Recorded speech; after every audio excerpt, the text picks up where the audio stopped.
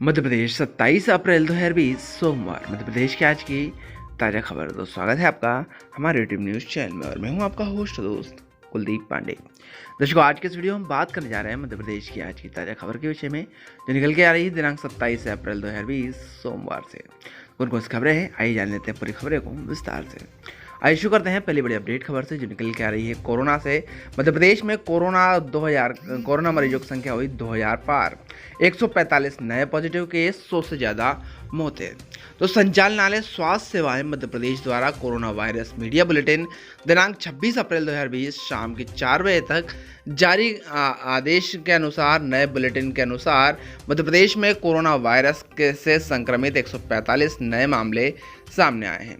इसी के साथ मध्य प्रदेश में कोरोना वायरस के इन्फेक्शन से पीड़ित मरीजों की संख्या 2000 के पार अर्थात 2090 हो गई है।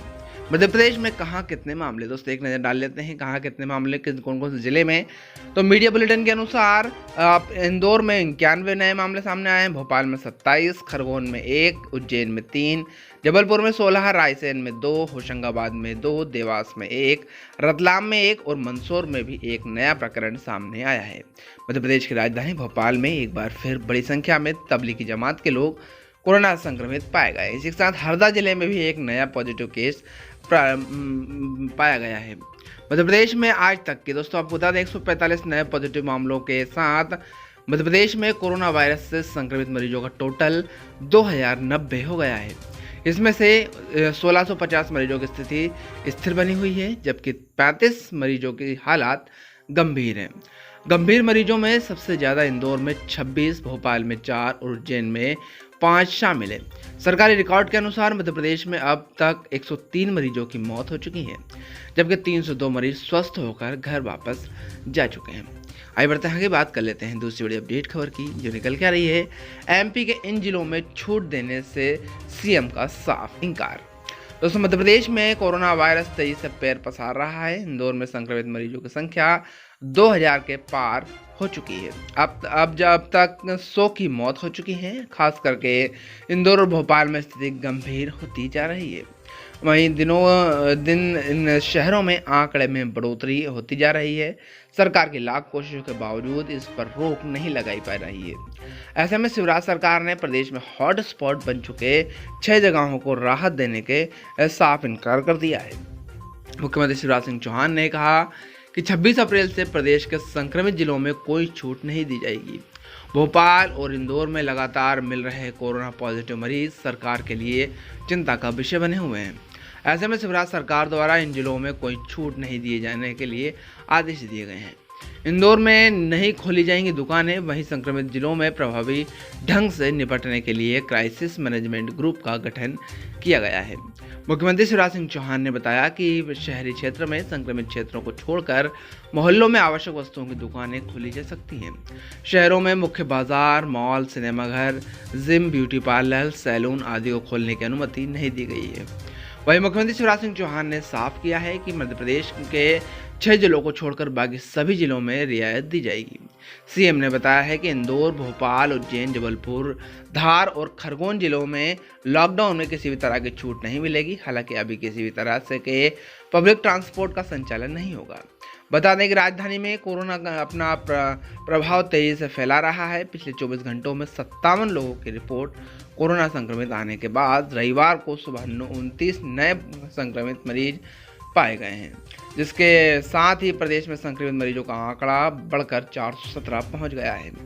वहीं भोपाल में 2 कोरोना पॉजिटिव मरीजों की मौत के बाद एक संदिग्ध महिला की रिपोर्ट अभी भी आना शेष है।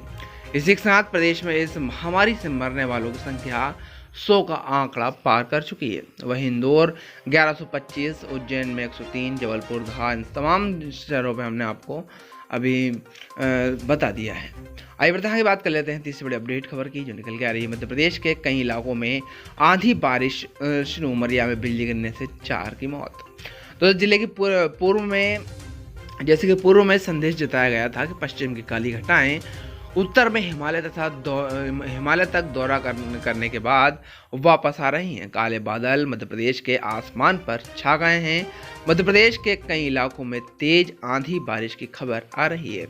किसानों का भारी नुकसान हुआ है। इसी बीच उमरिया से खबर आ रही है कि आकाशीय बिजली गिरने से 4 लोगों की मौत हुई है।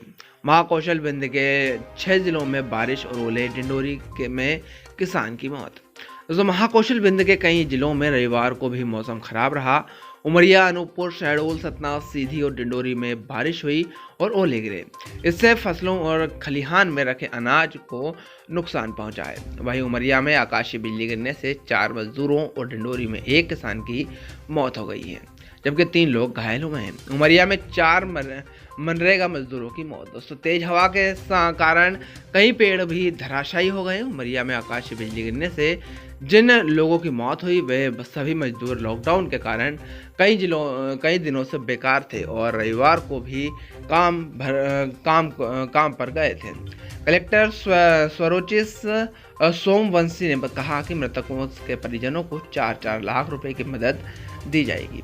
कटाई के समय बारिश, किसानों को करोड़ों का नुकसान है। गेहूं की कटाई के समय पर बारिश से किसानों को काफ़ी नुकसान हुआ है। जो फसल खेत में खड़ी हुई है वह भी पानी के कारण बर्बाद हो गई है और डिंडोरी के करंजिया में सब्जी की फसल चौपट हुई है।